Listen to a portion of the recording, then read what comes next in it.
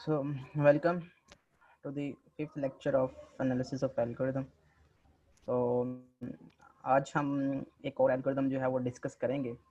So last time हमने binary search algorithm जो है वो डिस्कस किया था, लेकिन हमने ये कहा था कि बाइनरी सर्च एल्गोरिदम जो है उसकी प्री कंडीशन ये है कि डेटा जो है वो सॉर्टेड ऑर्डर में होना चाहिए.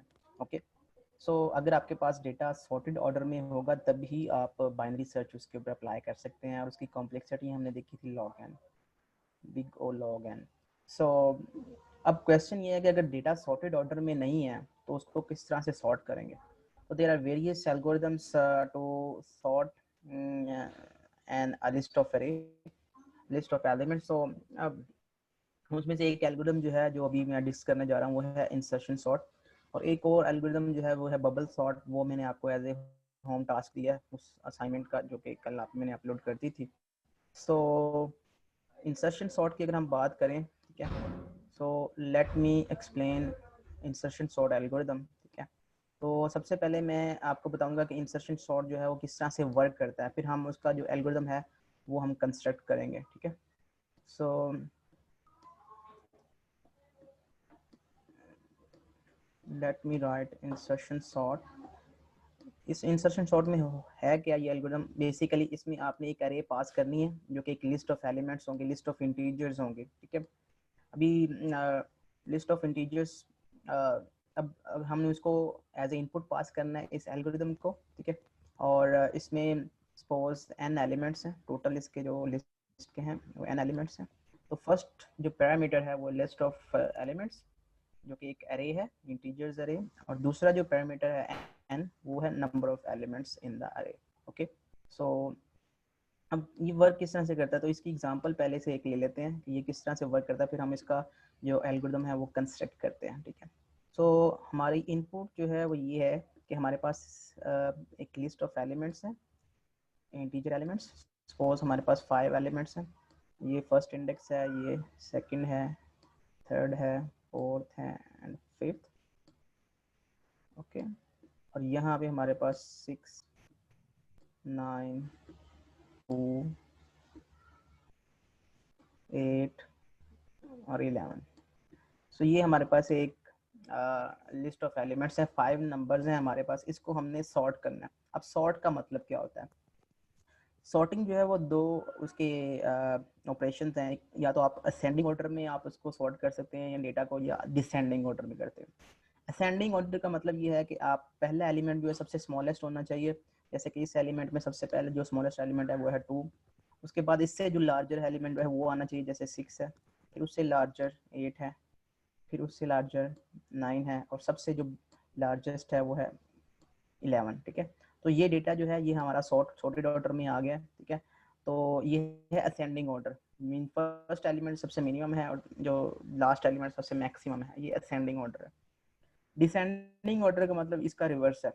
जैसे 11 जो है वो सबसे पहले आए, 9 उसके बाद फिर 8 फिर 6 फिर 2. ओके, तो ये डिसेंडिंग ऑर्डर है. तो डिसेंडिंग ऑर्डर में सबसे पहला जो एलिमेंट है वो आपका मैक्सिमम एलिमेंट है, और सबसे जो लास्ट इंडेक्स पे एलिमेंट होगा, सबसे जो लास्ट इंडेक्स पे एलिमेंट होगा वो सबसे मिनिमल होगा. ओके, अब ये कब डेटा जो है वो सॉर्टेड ऑर्डर में होगा, उसकी कंडीशन क्या है. अगर इफ ए ऑफ आई, अगर हम असेंडिंग ऑर्डर की बात करें, if A of 5 is less than A of I plus 1,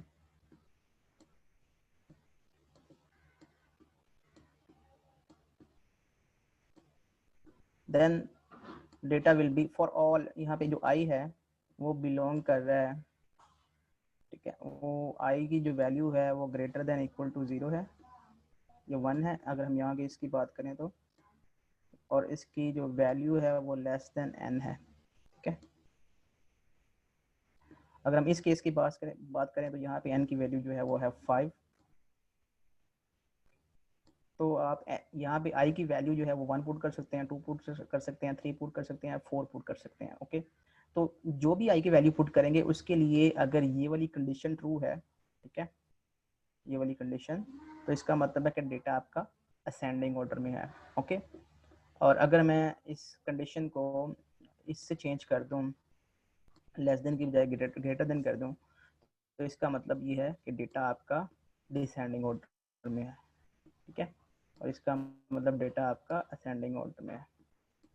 okay, सो आपको पता चल गया कि एक अरे हो, जो एक लिस्ट ऑफ एलिमेंट्स हैं, उसको जब हम सॉर्ट करते हैं तो आउटपुट क्या आती है, this is the output. This output जो है ये बेसिकली हमारी असेंडिंग ऑर्डर में जो नंबर्स की ऑर्डरिंग है, और इसको हम असेंडिंग ऑर्डरिंग सॉर्टिंग कहते हैं, और ये डिसेंडिंग ऑर्डरिंग सॉर्टिंग है, ठीक है।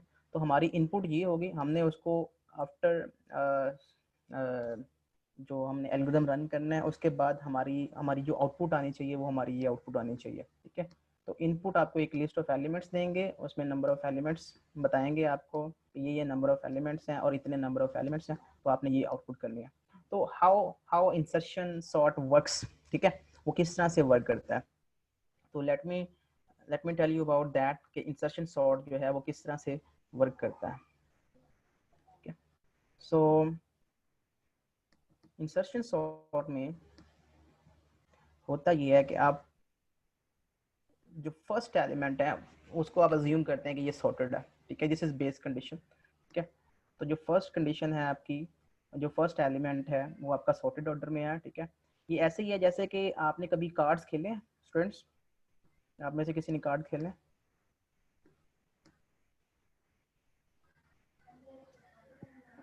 आवाज आ रही है आपको? Yes sir. तो आप सर मुझे खेले बताएंगे। हैं कार्ड्स। हाँ, तो कार्ड जब खेलते हैं आप, तो वो जब आपको कार्ड जो है वो बांटते हैं आप में, तो सबसे पहले आप जो है ना वो कार्ड्स सारे उठा लेते हैं, ठीक है। तो वो बेसिकली आपके पास लिस्ट ऑफ एलिमेंट्स हैं। फिर आप फर्स्ट कार्ड जो है उसको बिल्कुल जो लेफ्ट साइड पे आपने कार्ड रखा है, ठीक है, उसको दूसरे कार्ड के साथ कंपेयर करते हैं। सो फिर उसके अकॉर्डिंगली आप एडजस्ट करते हैं। तो यहाँ पे भी बेसिकली होगा क्या कि जो फर्स्ट एलिमेंट है, फर्स्ट एलिमेंट को आपने ये जो अज्यूम करना है, ये जो लिस्ट है ये आपके पास नहीं है, ये आउटपुट है।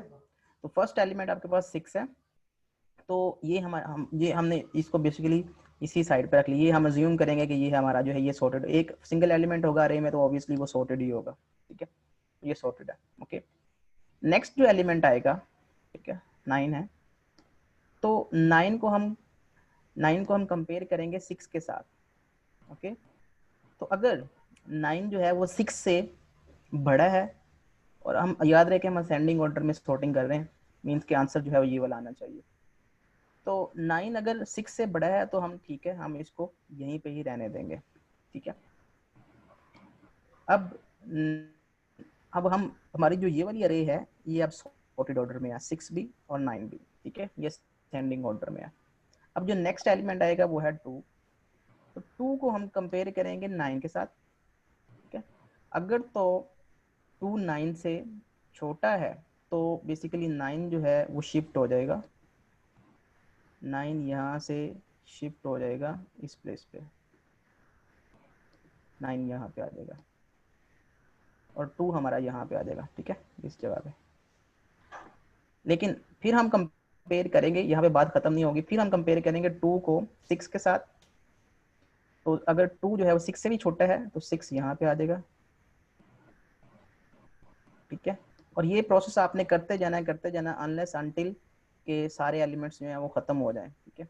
तो 2 आपका यहाँ पे आ जाएगा, एलिमेंट्स जो हैं अब no more elements is on the left side, तो 2 आपके यहाँ पे आ जाएगा। अब आप देख सकते हो कि ये जो लिस्ट है हमारे पास ये सॉर्टेड ऑर्डर में है, असेंडिंग ऑर्डर में। ओके, अब नेक्स्ट जो एलिमेंट है वो है 8,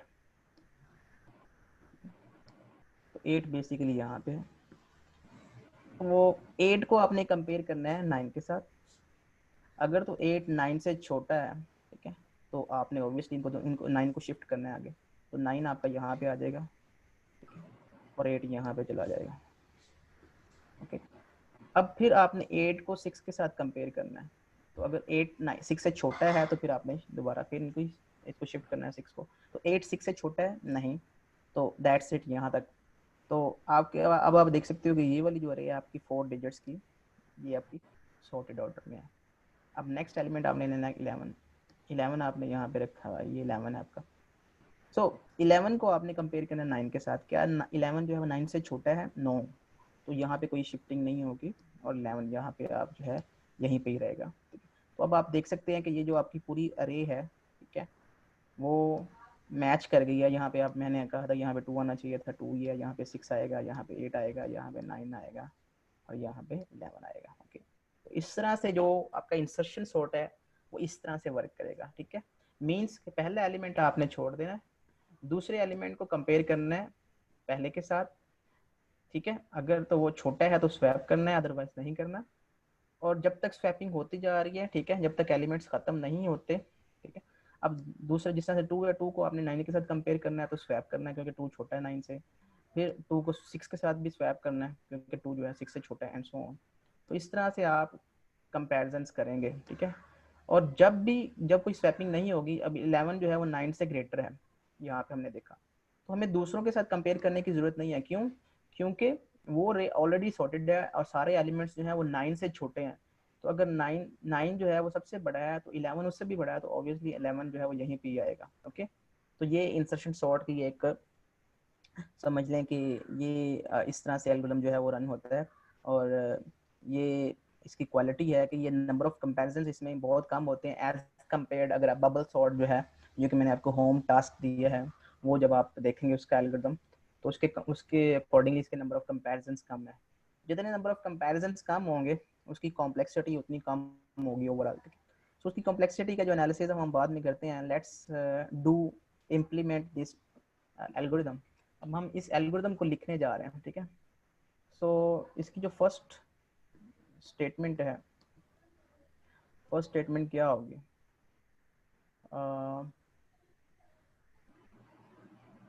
सबसे पहले आपने क्या करना है, इंसर्शन सॉर्ट को सबसे पहले आपने क्या करना है कि सबसे पहले एक चेक लगाना है आपने कि क्या जो n है वो लेस देन इक्वल टू 1 है। अगर तो नंबर ऑफ एलिमेंट्स जो है वो सिर्फ एक ही हैं, ठीक है, तो आपने यहीं से ही रिटर्न कर देना है, ठीक है।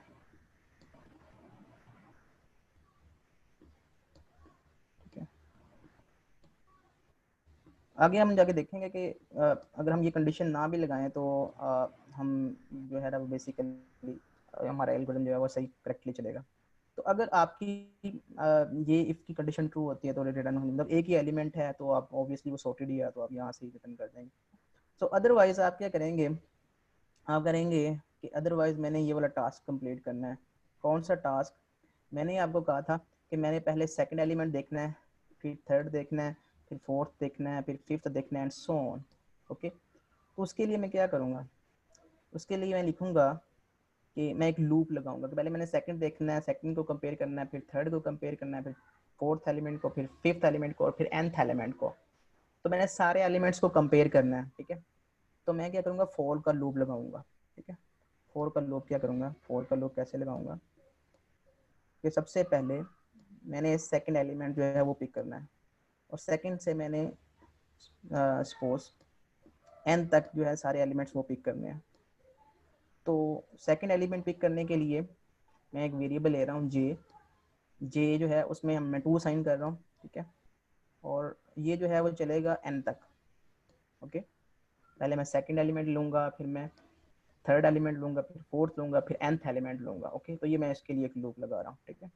अब मैंने अगर सेकंड एलिमेंट लिया तो उसको मैंने फर्स्ट के साथ कंपेयर करना है और अगर मैंने थर्ड लिया है तो उसको मैंने सेकंड और फिर 1 के साथ कंपेयर करना है, एंड सो ऑन। तो मैं क्या करता हूँ, वो जो सेकंड एलिमेंट है उसको एक मैं सपोज की में रखवा लेता हूँ। देयर इज अ की एलिमेंट जिसको मैंने सर्च करना है या कंपेयर करना है, ठीक है। और मैं जो सेकंड एलिमेंट है, सेकंड एलिमेंट कैसे गेट करेंगे, ए ऑफ जे से। अगर हम जब लूप पहली दफ़ा चलेगा तो जे में क्या वैल्यू पड़ी होगी, जे में वैल्यू पड़ी होगी 2। ओके, सो सबसे पहले यहाँ पे आप देख सकते हो जो सेकंड एलिमेंट जो है वो था 9, तो उसको बेसिकली हमने की में रखवा लिया, ठीक है। अब हमने उस की को कंपेयर करना है जो लेफ्ट साइड पे सारे एलिमेंट्स हैं उसके साथ, ठीक है। तो लेफ्ट साइड पे जो एलिमेंट्स हैं वो कितने होंगे, वो होंगे सपोज अगर जे जो है वो यहाँ पे कहीं पे है, सपोज यहाँ पे जे पे, ये जे आपका यहाँ पे है, ठीक है। तो जो लेफ्ट साइड पे जो सारे एलिमेंट्स हैं इन सब के साथ कंपेयर करने हैं, लेकिन वन बाय वन यहाँ से हमने कंपेयर करना शुरू करना है, ठीक है। और ये जो इमीडिएट प्रीवियस इंडेक्स है वो है जे माइनस वन। तो सबसे पहले हमने जे माइनस वन के साथ कंपेयर करना है। ए ऑफ जे जो कि की में है, इसको हमने कंपेयर करना है जे माइनस वन एलिमेंट के साथ। तो हम एक वेरिएबल ले लेते हैं, सपोज आई, ये पॉइंट कर रहा है इमीडिएट प्रीवियस इंडेक्स को, जो कि जे माइनस वन होगा, ओके। सो अगर जे हमारा यहाँ पे है, ये जे है, तो इसको हमने कंपेयर करना है इस एलिमेंट के साथ। तो ये एलिमेंट है जे माइनस वन, जे माइनस वन इंडेक्स पे आइए। तो फिर इसके साथ कंपेयर करना है, हो सकता है फिर हमें इसके साथ भी कंपेयर करना पड़ेगा, इसके साथ भी कंपेयर करना पड़ेगा, इसके साथ भी कंपेयर करना पड़ेगा, अनलेस अनटिल कि हम फर्स्ट इंडेक्स तक पहुंच जाए, ओके। तो यहाँ पे हमें एक कंडीशन लगानी पड़ेगी, क्योंकि की को हमने कंपेयर करना है प्रीवियस सारे एलिमेंट्स के साथ, अगर वो उससे छोटा है। अगर यहाँ पे फॉर एग्जांपल जिस तरह से आपने यहाँ पे देखा कि 2 है, तो 2 इसके साथ भी कंपेयर हुआ था, 2 फिर इसके साथ भी कंपेयर हुआ था, 6 के साथ भी, 9 के साथ भी कंपेयर हुआ था, 6 के साथ भी कंपेयर हुआ था, ओके। तो ये अगर जे है इंडेक्स पे, तो ये जे माइनस वन के साथ भी कंपेयर हुआ, फिर जे माइनस टू के साथ भी कंपेयर हुआ, और आगे हमारे पास एलिमेंट्स खत्म हो गए। तो हम एलिमेंट्स कब खत्म हो गए, हम फिर यहाँ पे बेसिकली हमें ये करना पड़ेगा, जो की है उसके लिए भी एक लूप लगाना पड़ेगा कि वो प्रीवियस सारे एलिमेंट्स के साथ कंपेयर हो, ठीक है। और कब तक कंपेयर हो, तो यहाँ पे हम बेसिकली कह सकते हैं कि यहाँ पे हमें फिर एक लूप लगाना पड़ेगा, ठीक है, या वाइल की कंडीशन हम लगा सकते हैं, सपोज, ठीक है, वाइल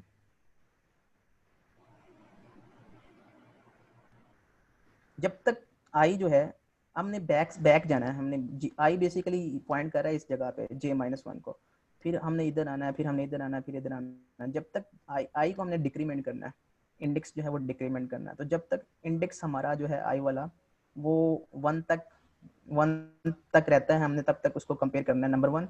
या फिर जब तक की हमारी की वैल्यू जो है वो जब तक छोटी रहती है, जब तक की वैल्यू इस प्रीवियस वैल्यू से छोटी होगी, तो तब तक हम इसको स्वैप करते जाएंगे। हमने दो चीज़ें चेक करनी है, एक तो हमारी जो इंडेक्स है आई, ठीक है, वो ग्रेटर देन 0 होना चाहिए, ठीक है। अगर तो वो ग्रेटर देन 0 है, इसका मतलब ये है कि अभी और वैल्यूज लेफ्ट साइड पे एग्जिस्ट करती हैं जिस वैल्यू को हमने कंपेयर करना है। एंड आपने एक और कंडीशन लगानी है, एंड एक तो हमने इंडेक्स चेक करना है कि इंडेक्स की वैल्यू जो है वो ग्रेटर देन 0 हो, नंबर वन। और दूसरी आपने एक और चीज़ चेक करनी है, so let me erase this one।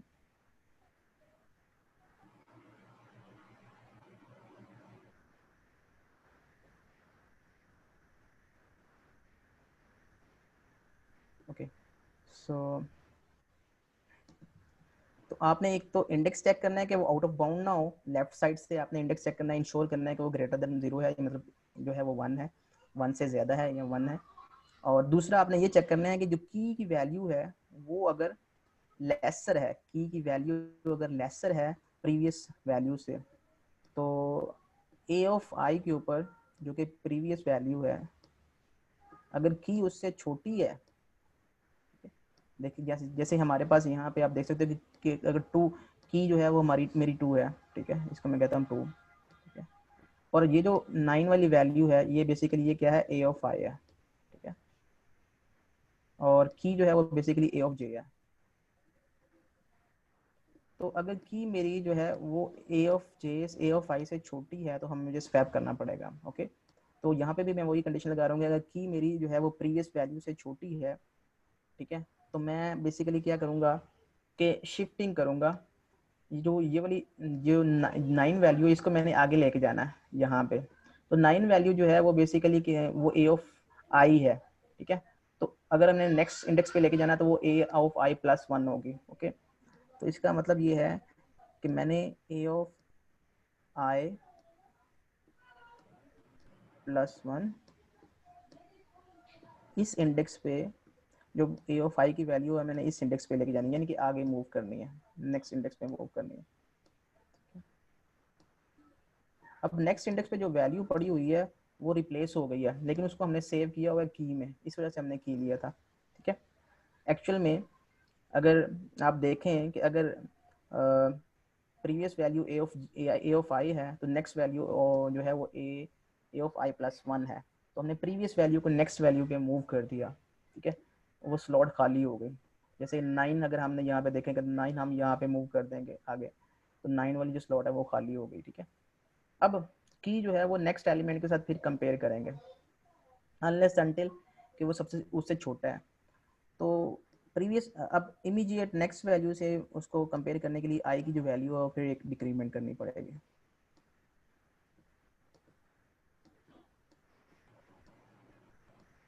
ठीक है, सो इस तरह से हमारा जो एल्गोरिथम है वो इस तरह से ये जो की वैल्यू है वो एक सिंपल एक की वैल्यू जो है वो प्रीवियस वेरी वैल्यूज के साथ कंपेयर होती जाएगी, अगर वो छोटी है तो स्वैप होती जाएगी एंड सो ऑन। ठीक है, सो हमारा वो उस इंडेक्स पे जाके वो रुकेगी। ठीक है, जिस पे वो उसकी एग्जैक्ट पोजीशन बनती है, तो उस पोजीशन पे हम क्या कर देंगे, हम उस पोजीशन पे हम की को राइट कर देंगे। तो वो पोजीशन होगी ए ऑफ आई प्लस वन। जब ये वाइल का लूप खत्म होगा तो वहाँ पे हम जाके की वैल्यू जो है वो राइट कर देंगे। तो मैं दोबारा से इसको एक्सप्लेन करता हूँ। ठीक है, सो हमारा जो एल्गोरिथम जो है वो यहाँ पे कंप्लीट हो गया। ठीक है, इस एल्गोरिथम में मैंने किया क्या, मैं यहाँ पे आपको दोबारा से जो है वो थोड़ा सा बताता हूँ कि यहाँ पे मैं एक सेव कर दूँ। ओके, मेरे पास एक एरे है,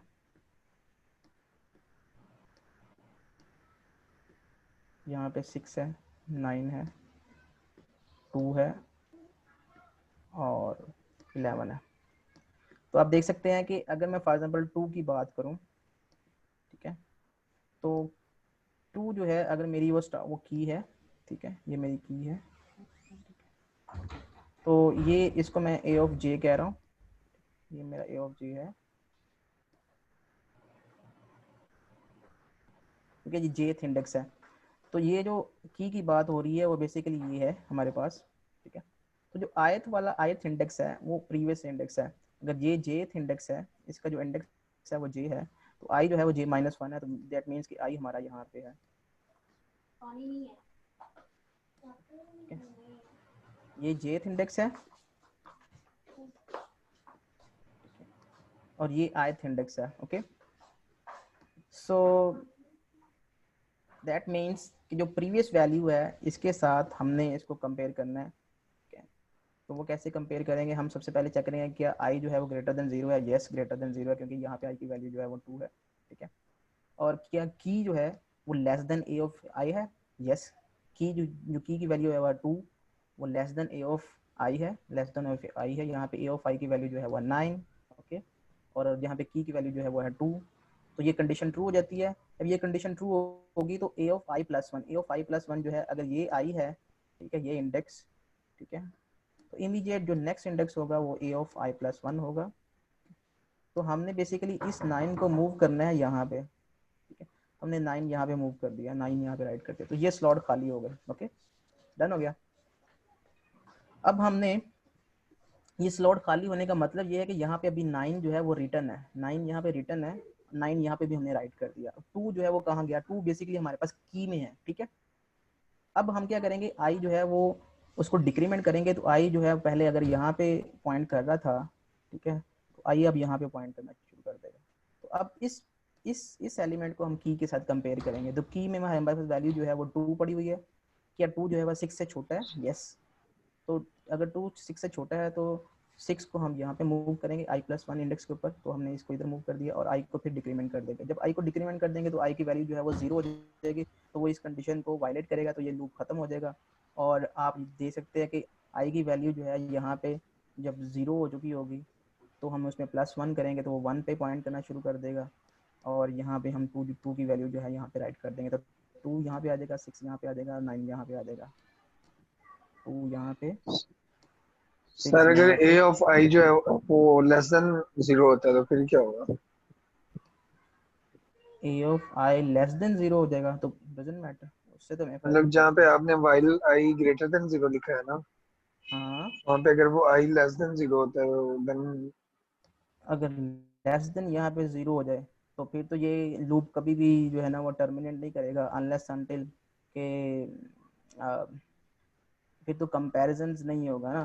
कंपैरिजंस करने का मतलब ये है कि अगर मेरी यहाँ पे जे की वैल्यू यहाँ पे क्या है, इस इंडेक्स पे 4 है, ओके, और यहाँ पे जे की वैल्यू जो है वो है 3, ठीक है। तो जे की वैल्यू यहाँ पे 4 है और आई की वैल्यू यहाँ पे जो है वो बेसिकली 3 है, जो कि जे माइनस वन जो है वो हमने कहा हुआ है, तो वो आई है हमारा। तो जे माइनस वन, ये वाला जे माइनस वन वाला इंडेक्स ही है। तो इसके लिए अगर ये दोनों कंडीशंस ट्रू होती हैं तो फिर वो अंदर आएगा ना, फिर वो रिप्लेस करेगा। तो ये कंडीशन ही जो है वो वायलेट हो जाएगी, वो कहेगा कि आई की वैल्यू लेस देन 0 नहीं है, ठीक है। यहाँ पे आई की वैल्यू जो है वो है 3, तो इस कंडीशन को वायलेट कर देगा, वो कहेगा कि आई की वैल्यू जो है वो लेस देन 0 नहीं है, तो ये डिस्कार्ड कर देगा, इसको कुछ भी नहीं होगा, और फिर सिंपल जो है आपकी सॉर्टिंग नहीं होगी, ठीक है। तो इस वजह से आपको ग्रेटर देन 0 लिखना पड़ेगा। जी सर, मत बताएं। हम सर, मेरा क्वेश्चन ये है कि जब सबसे पहले जब ये एल्गोरिथम स्टार्ट होता है फर्स्ट आइटरेशन के अंदर, हमने जे को इनिशियलाइज किया 2 से, इसका ये हम्म, मतलब है कि वो अपने पिछले वाले इंडेक्सेस को जो है उनसे कंपैरिजन कर रहा है इस लूप में, ऐसी है? बिल्कुल। और जो इनिशियलाइज आप करवा रहे हैं वो की ए ऑफ जे पे हम इनिशियलाइज करवाइए ना की, तो वो पहली हाँ, आइटरेशन में कितनी होगी की? पहली आइटरेशन में जो की में वैल्यू आएगी वो 9 आएगी, सर वो कैसे? क्योंकि फर्स्ट एलिमेंट जो है वो अंडरस्टूड है कि वो सॉर्टेड ऑर्डर में है। तो हमारी अजम्पशन जो है वो ये है इंसर्शन जी सॉर्ट में।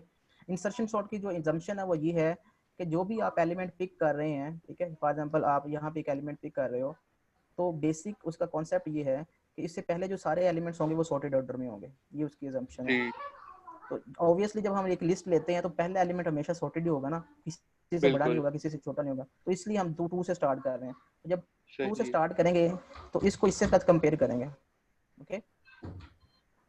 तो यानी कि जो की होगी आपकी वो दूसरा एलिमेंट होगा पहली आइटरेशन में? पहली एलिमेंट में दूसरा एलिमेंट होगा, फिर दूसरी आइटरेशन में तीसरा एलिमेंट होगा, एंड सो ऑन। ठीक हो गया, थैंक्स।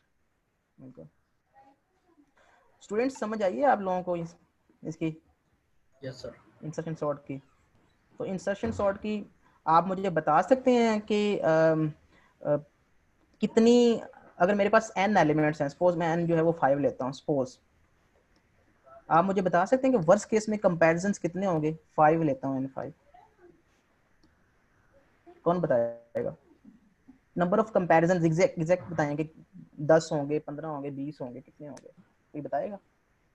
5 सर एन होंगे। देखें, मेरे पास ये वर्स्ट केस ये हो सकता है कि अगर मैंने, मेरी अरे जो है वो डिसेंडिंग ऑर्डर में पड़ी हुई है और मैंने उसको असेंडिंग ऑर्डर में सॉर्ट करना है, ये मेरा वर्स्ट केस होगा इस एल्गोरिथम का। सर सॉरी, अगर फाइव फाइव एलिमेंट्स है तो 4 कंपैरिजन होंगे ना? 4 कंपैरिजन होंगे, मैंने टोटल नंबर ऑफ कंपैरिजन कहा है इस पूरे एल्गोरिथम में। तो आप देखेंगे कि फॉर एग्जांपल 9 है, तो पहला कंपैरिजन 9 का 11 के साथ होगा, नंबर 1, ठीक है, और 9 जो है वो इधर चला जाएगा और 11 इधर चलेगा, तो दैट्स इट, नंबर 1 एक कंपैरिजन होगा। फिर दूसरी आइटरेशन में जब ये आपको ये वाली अरे मिलेगी, दूसरी आइटरेशन में जब आपकी अरे कुछ इस तरह से हो जाएगी दूसरी आइटरेशन में, तो एक कंपैरिजन होगा। अब मैंने इसको कंपेयर करना है, तो 5 को मैं कंपेयर करूंगा 11 के साथ, तो 5 और 11 रिप्लेस हो जाएंगे। फिर 5 को कंपेयर करूंगा 9 के साथ, 2 कंपैरिजन हो गए इस स्टेप। तो आपकी अरे जो है नेक्स्ट स्टेप के ऊपर कुछ इस तरह से होगी।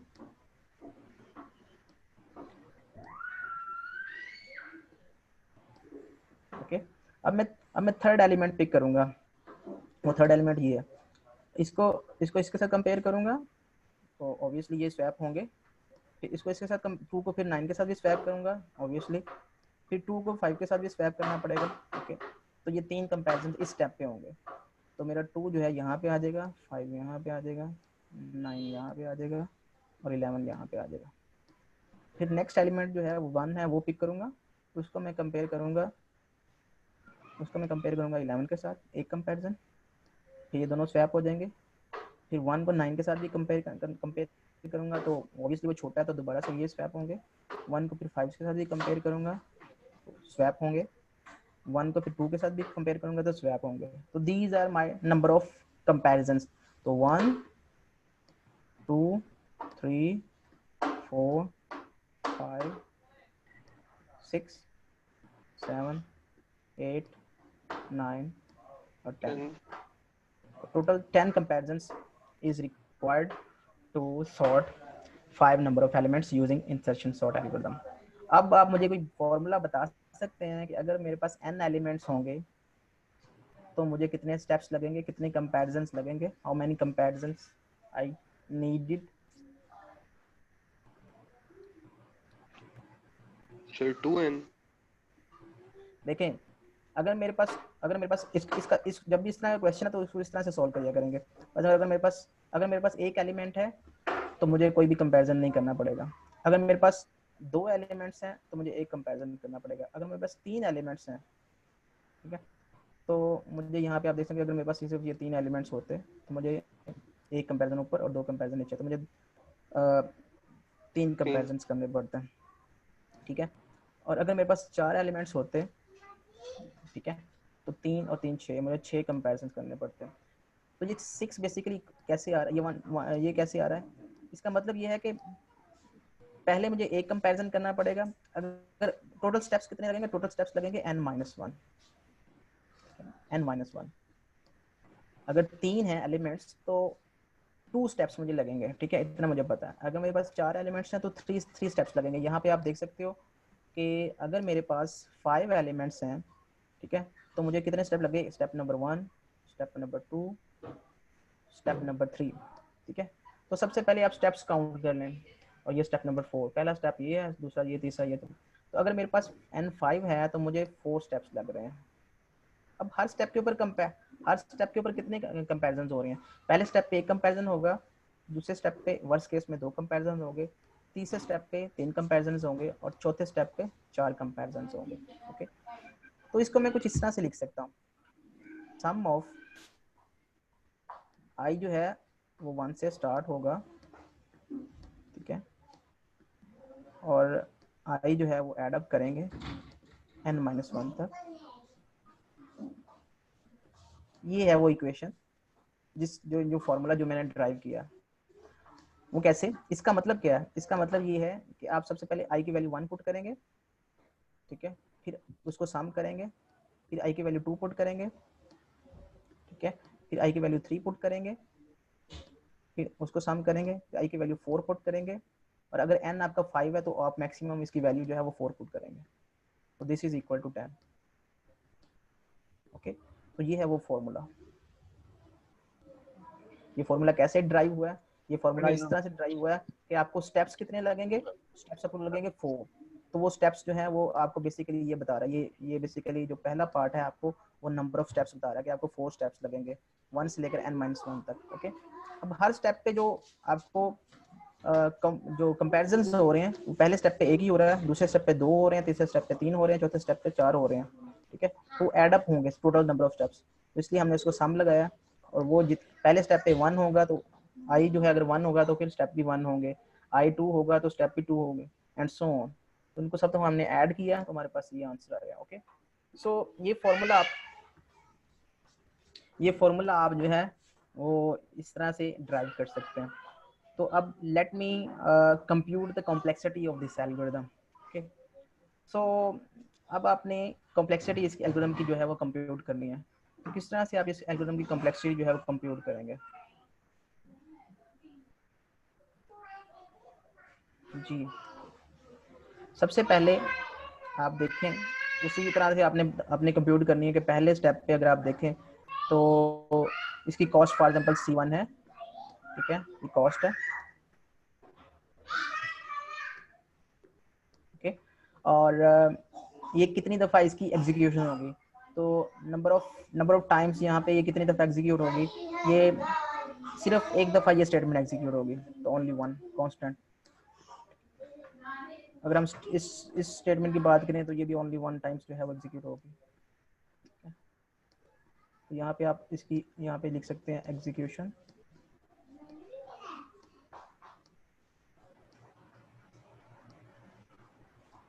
ओके। सो नेक्स्ट जो स्टेप है, ये स्टेप अगर इसकी बात करें, इस स्टेटमेंट की फॉर जो लूप में लग रहा है, तो इसकी जो ये स्टेटमेंट की फॉर एग्जांपल जो कॉस्ट है एक दफ़ा एग्जीक्यूट करने की वो है C3, ठीक है। लेकिन ये कितनी दफ़ा एग्जीक्यूट होगी, हाउ मेनी टाइम्स ये स्टेटमेंट जो है वो रिपीट होगी, बताएं।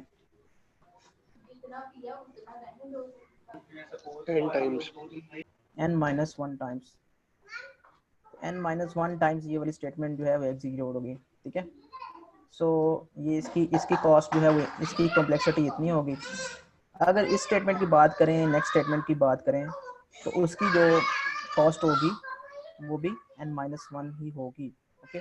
और नेक्स्ट स्टेटमेंट की बात करें, इसकी नेक्स्ट स्टेटमेंट की बात करें तो उसकी भी कॉस्ट जो है वो n-1 ही होगी, ठीक है।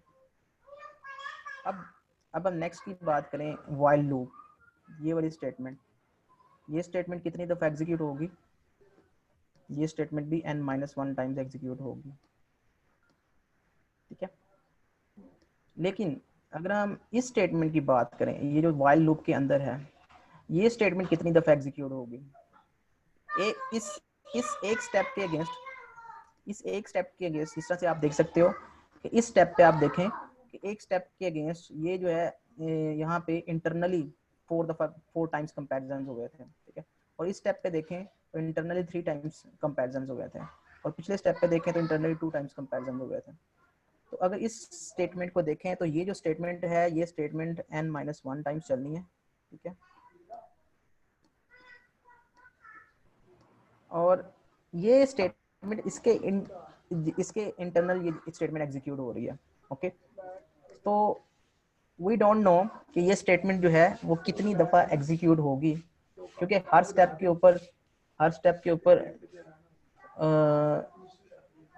के ऊपर जो है वो ये डिफरेंट टाइम से ये एग्जीक्यूट होती है। पहली दफ़ा ये एक दफ़ा एग्जीक्यूट होती है, दूसरी टाइम ये 2 दफ़ा एग्जीक्यूट होती है, तीसरी टर्म में ये 3 दफ़ा एग्जीक्यूट होती है, चौथी टर्म में ये 4 दफ़ा एग्जीक्यूट होती है।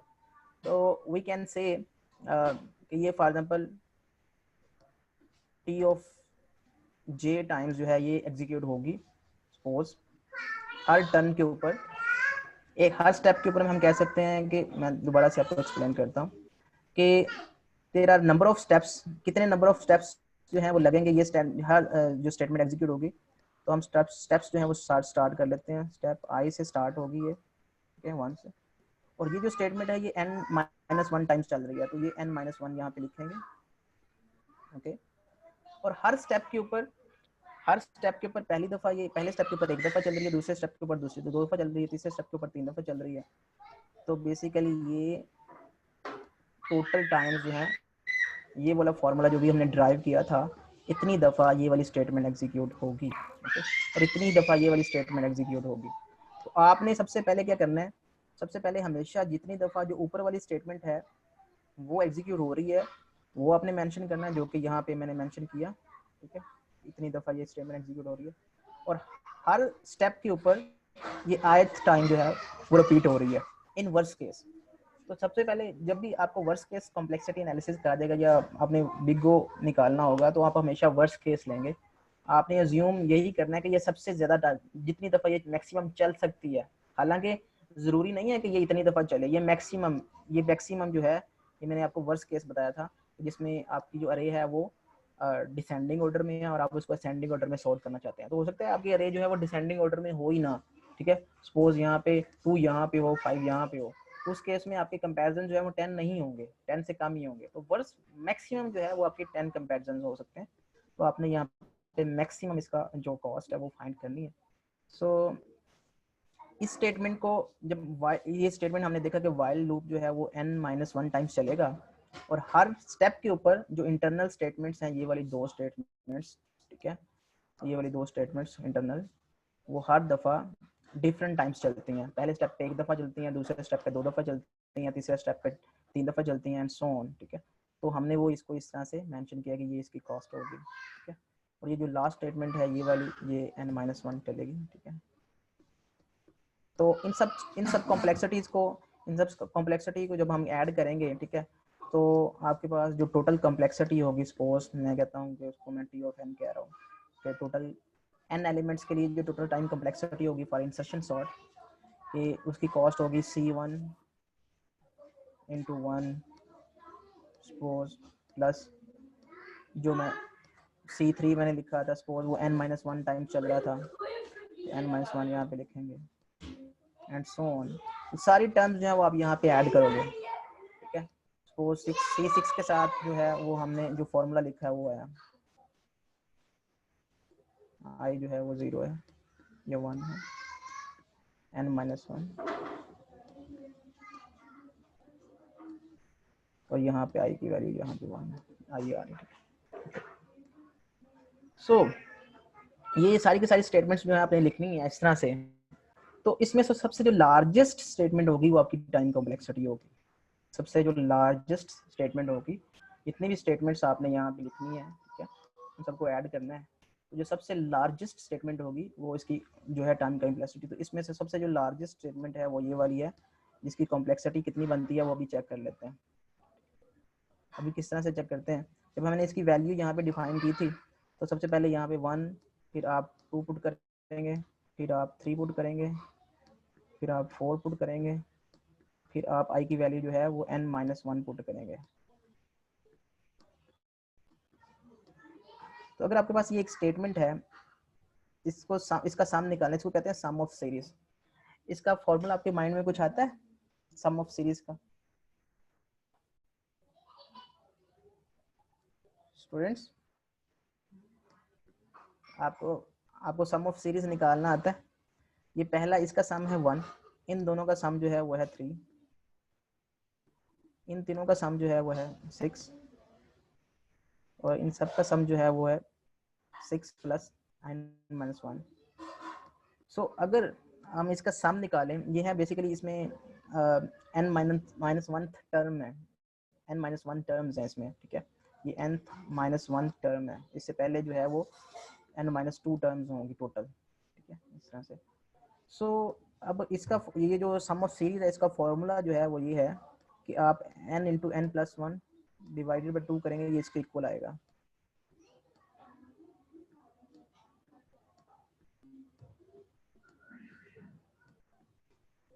n-1 कर लें, उसके इक्वल आएगा।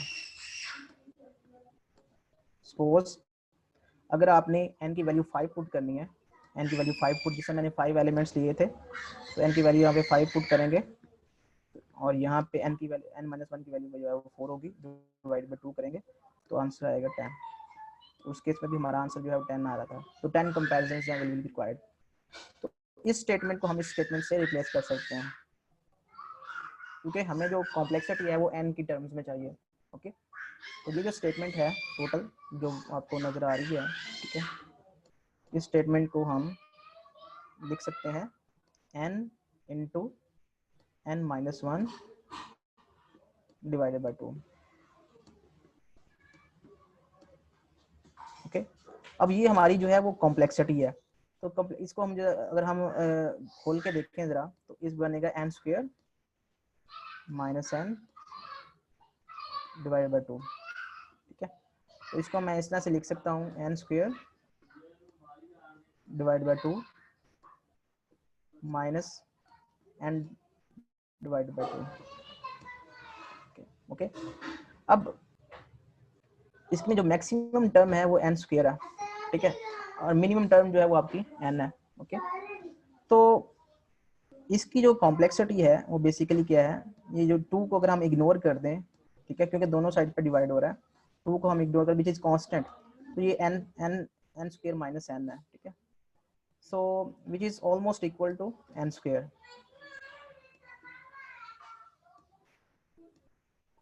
जो कॉम्प्लेक्सिटी है वो n² है। फॉर एग्जांपल अगर आप एक लार्ज n लें, n की वैल्यू लें 100, अगर n 100 है तो n² किसके इक्वल आएगा? 10,000 के। और 10,000 में से अगर हम 100 निकाल भी दें तो कोई खास फर्क नहीं पड़ेगा, आपकी वैल्यू आएगी 9900। ओके, तो this is very much equal to n²। Okay, तो आपकी जो कॉम्प्लेक्सिटी है वो n² है। ओके, सो इस तरह से आपने एल्गोरिथम की कॉम्प्लेक्सिटी जो है उसको फाइंड आउट करना है। अब मैं आपको एक क्वेश्चन देता हूँ, तो आपने वो क्वेश्चन जो है वो आपकी असाइनमेंट का पार्ट भी है, आपने उसको सॉर्ट करना है। ठीक है, मैं एल्गोरिथम आपके साथ डिस्कस कर लेता हूँ कि किस तरह से वो वर्क करता है एल्गोरिथम। ठीक है, लेकिन आपने कंस्ट्रक्ट भी खुद करना है और आपने उसकी कॉम्प्लेक्सिटी भी निकालनी है। ठीक है, तो जो स्टूडेंट जो है वो उसकी कॉम्प्लेक्सिटी निकाल लेगा, ठीक है, तो वो मेरे साथ अपनी स्क्रीन शेयर कर सकता है कि उसने जो है वो इस तरह से इसकी कॉम्प्लेक्सिटी जो है वो निकाली है। ठीक है, so let me discuss about bubble sort. Bubble sort is an algorithm, is another sorting algorithm. ठीक है, ये किस तरह से वर्क करता है, ये कुछ इस तरह से वर्क करता है कि आपके पास नंबर ऑफ एलिमेंट्स पड़े हुए हैं।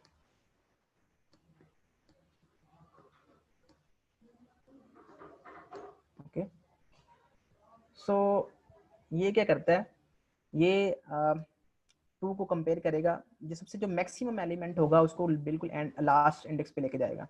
तो टू को कंपेयर करेंगे इसके 5 के साथ, तो अगर ये जो भी लार्जर है, ठीक है, अगर टू जो है वो 5 से लेसर है तो ठीक है, अदरवाइज आप क्या करेंगे, इन दोनों का जो लार्जर है, मैं आपको बताता हूँ, इसको मैक्स मैक्स के नाम से एक वेरिएबल ले लें आप।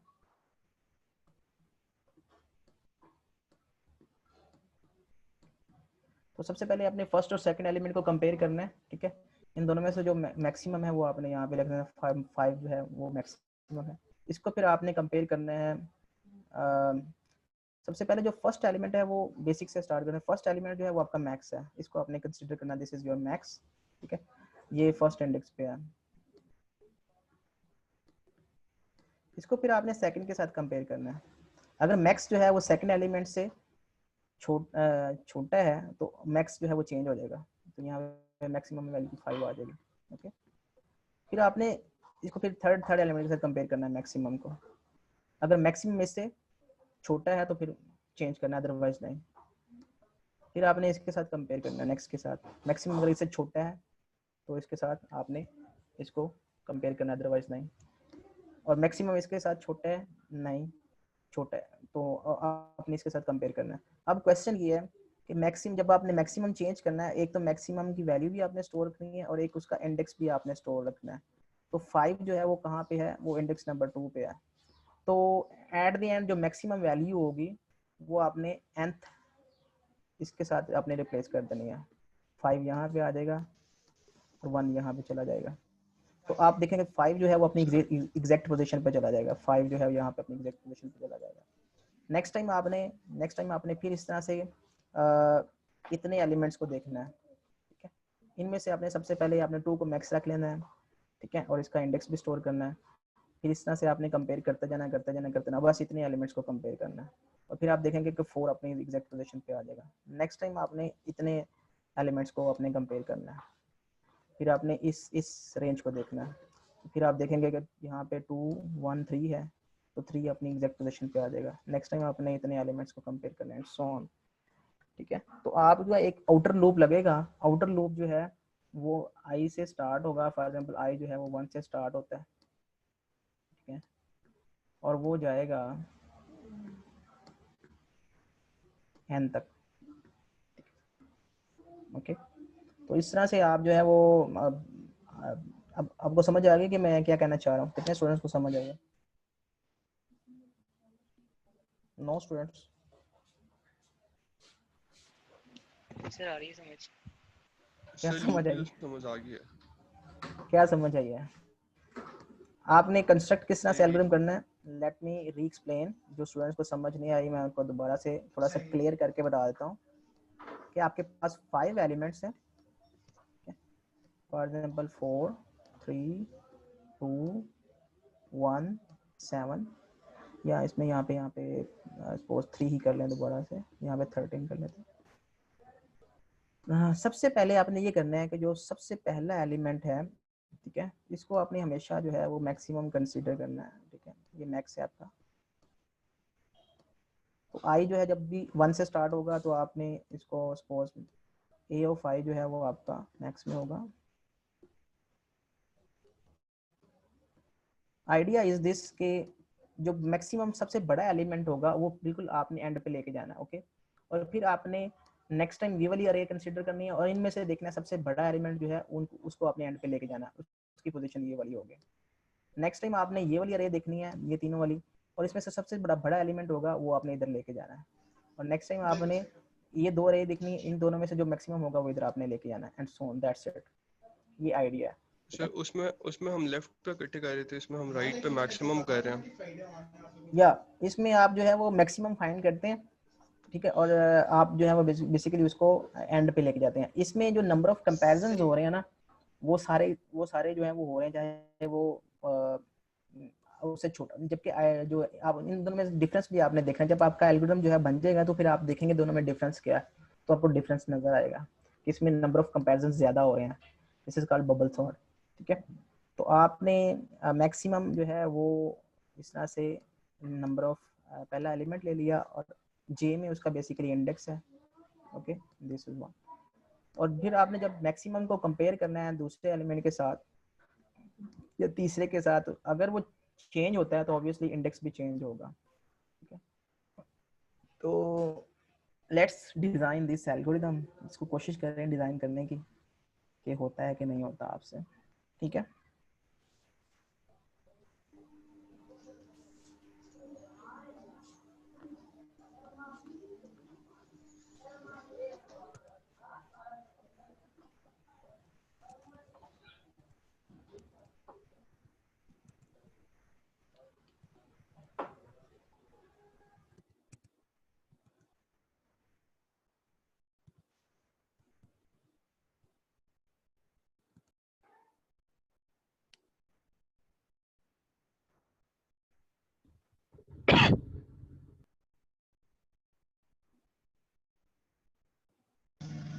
सर ये क्या अभी डिजाइन करें?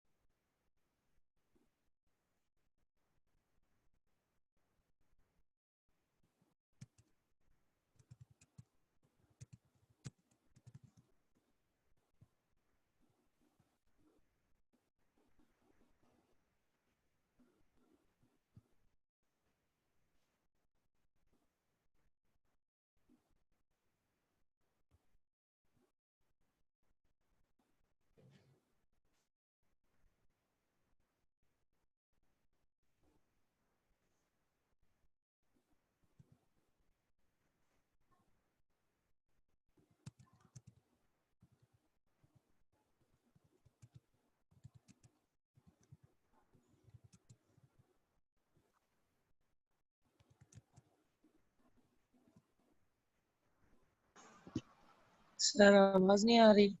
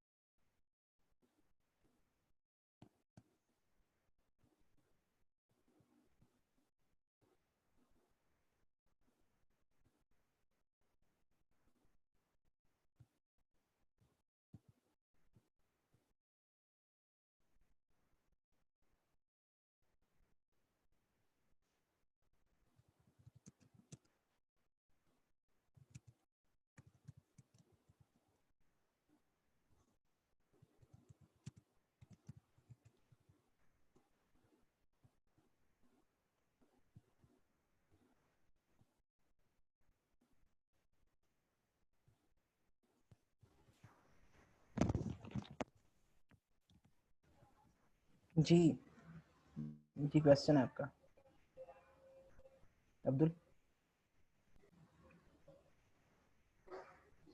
अब्दुल रहमान।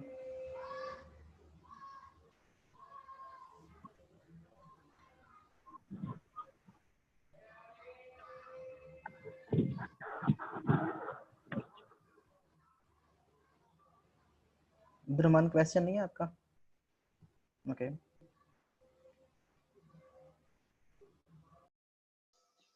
सर मुझे बुला रहे हैं आप? हेलो। जी जी जी जी आपको ही बुला रहा हूँ। आपने अभी क्वेश्चन किया था, हैंड रेज किया था आपने सर जी। मैंने नहीं किया था, अब्दुल सलाम। हमजा असगर ने किया था। अच्छा सही, चलें ठीक है।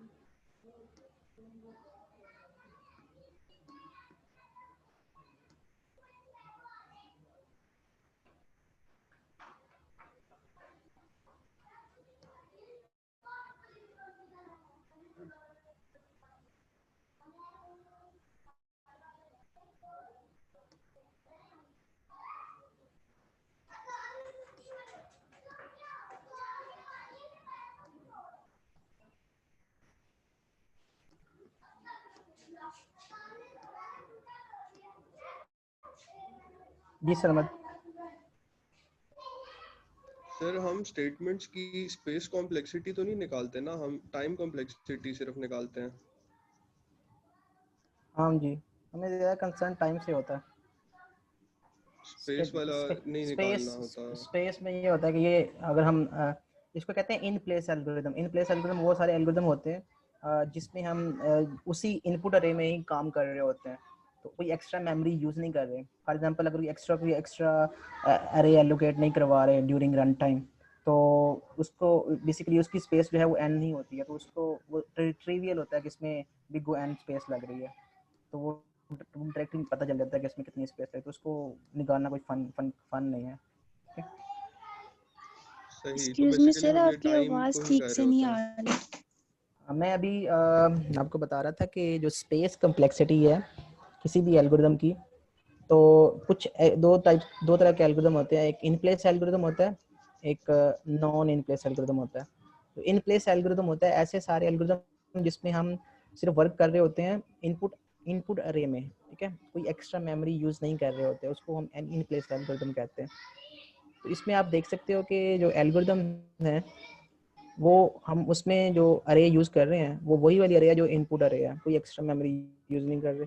तो अगर n एलिमेंट्स हैं तो इसकी स्पेस कम्प्लेक्सिटी भी n ही होगी। ओके, वो सिर्फ तो जिसमें हम स्टेटमेंट्स के लिहाज से नहीं होता कि जितनी ज्यादा स्टेटमेंट्स होती हैं उसका कुछ हिसाब। नहीं, वो कॉन्स्टेंट्स होती है, स्टेटमेंट्स कॉन्स्टेंट्स होते हैं। अगर आपके पास 100 स्टेटमेंट है या 1000 भी हैं तो वो 1000 ही होगी ना। उसके डेटा के ऊपर डिपेंड नहीं कर रहे। जब भी हम डेटा के ऊपर डिपेंड कर रहे होंगे तो वो हमारी एक्चुअल कॉम्प्लेक्सिटी हो जाए। मैं एक एलिमेंट को सॉर्ट कर रहा हूँ या 100 एलिमेंट को सॉर्ट कर रहा हूँ या 200 एलिमेंट को सॉर्ट कर रहा हूँ, तो उस केस में आप देखेंगे स्टेटमेंट्स वही हैं, नंबर ऑफ स्टेटमेंट्स वही हैं, कॉन्स्टेंट्स हैं, तो उससे फर्क नहीं पड़ता। और सर स्टैक मेमोरी जो होती है वो उतनी ही कंज्यूम हो रही होती है जितनी लाइक उसके अगर उसका कंसर्न नहीं होता। हमारा कंसर्न होता है कि डेवलपर कितनी मेमोरी जो है वो यूज़ कर रहा है अपने बिहाफ पे, पीछे स्टैक के ऊपर कितनी कॉल्स हो रही हैं, कितनी स्टोरेज हो रही है, डजंट मैटर। असल में मैटर ये करता है कि डेवलपर को कितनी मेमोरी जो है वो चाहिए। अगर वो उसने कोई मेमोरी चाहिए एक्स्ट्रा तो ऑब्वियसली वो एम अलॉग करेगा या सी अलॉग करेगा। अगर ही और she is working in C language तो वो रन टाइम पे मेमोरी एलोकेट करने के लिए ये फंक्शन यूज़ करेगा। अगर कोई इस तरह के फंक्शंस आप यूज़ कर रहे हैं, एक्स्ट्रा मेमोरी एलोकेट करवा रहे हैं, तो ऑब्वियसली ये फिर आप। और स्टूडेंट्स ये मैं बता रहा हूँ, ये मैं आपको बताता हूँ कि ये जो एल्गोरिथम है ये सिलेक्शन सॉर्ट एल्गोरिथम है। बबल सॉर्ट मैंने आपको वो दिया हुआ है, आपको असाइनमेंट दी हुई है, ये सिलेक्शन सॉर्ट एल्गोरिथम है। ओहो, मैं बबल सॉर्ट समझ के करी जा रहा था।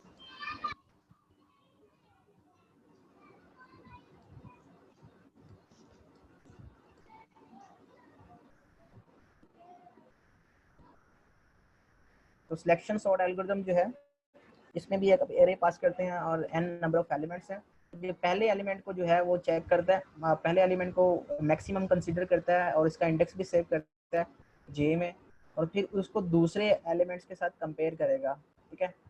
और फिर जो वो मैक्सिमम जो है वो हम फाइंड कर लेंगे पूरे पहली टर्न में। हम इन पांचों एलिमेंट्स में मैक्सिमम फाइंड कर लेंगे और उसको हम इस लास्ट इंडेक्स के ऊपर प्लेस कर देंगे। जैसे कि इनका सबका मैक्सिमम जो है वो 13 है, तो 13 यहाँ पे चला जाएगा और हम 3 को यहाँ पे रिप्लेस करेंगे, 13 और 3 को रिप्लेस करेंगे, ठीक है। तो बेसिकली मैक्सिमम हम जो है वो इसमें रखवा रहे हैं और यहाँ पे जो एलिमेंट पड़ा हुआ है उसको हम जो है वो इस इंडेक्स पे रखवा रहे हैं, जे वाले इंडेक्स पे। तो ये स्टेटमेंट आप पहले यहाँ पे जो ऊपर स्टेटमेंट आएगी वो पहले लिख लें यहाँ पे, ए ऑफ जे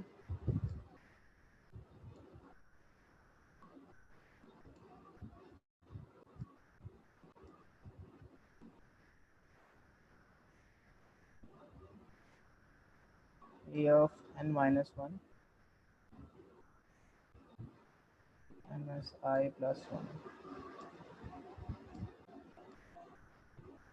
तो ये स्टेटमेंट ऊपर आएगी और स्टेटमेंट नीचे आएगी, ये वाली स्टेटमेंट इधर आएगी।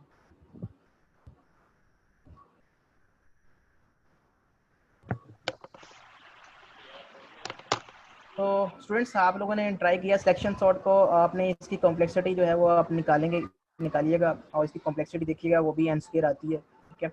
और इस तरह से कॉम्प्लेक्सिटी निकलेगी जिस तरह से हमने पहले कॉम्प्लेक्सिटी निकाली थी।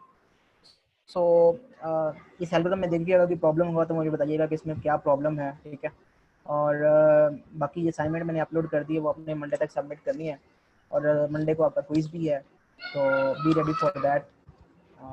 MCQs बेस्ड क्विज़ होगा और आपने जस्ट जो है वो टिक मार्क करने होंगे। तो टाइम शॉर्ट होगा और क्वेश्चंस ज़्यादा होंगे, तो एज अर्ली एज पॉसिबल जितने आप मैक्सिमम कर सकते हैं आप उसको करें, ठीक है। तो जी सर जी एक्सक्यूज मी सर, जी बताएं। सर असाइनमेंट का टाइम LMS के ऊपर वेडनेसडे आपने लिखा हुआ था लेकिन असाइनमेंट के ऊपर मंडे है।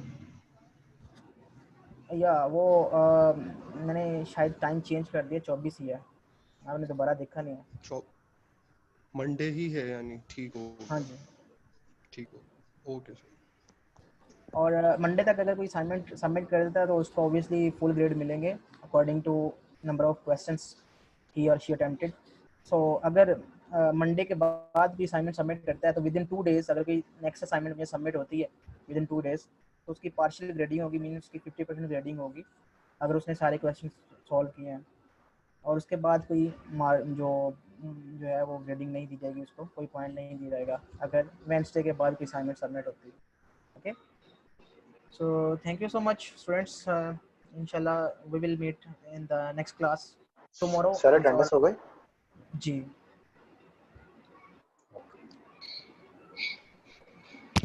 Excuse me sir. जी सर ये जो हमने की है आज तो ये हमने आइटरेटिव और रिकर्सिव दोनों करेंगे या एक में ही करेंगे? ये आपको जो अच्छा लगता है, लेकिन जो बेसिकली ये आपने आइटरेटिव वर्जन ही करना है, ठीक है। रिकर्सिव तब आपने लिखना है जब आपको कहा जाएगा, अदरवाइज बाय डिफॉल्ट उसका मतलब ये होगा कि आपने आइटरेटिव वर्जन करना है।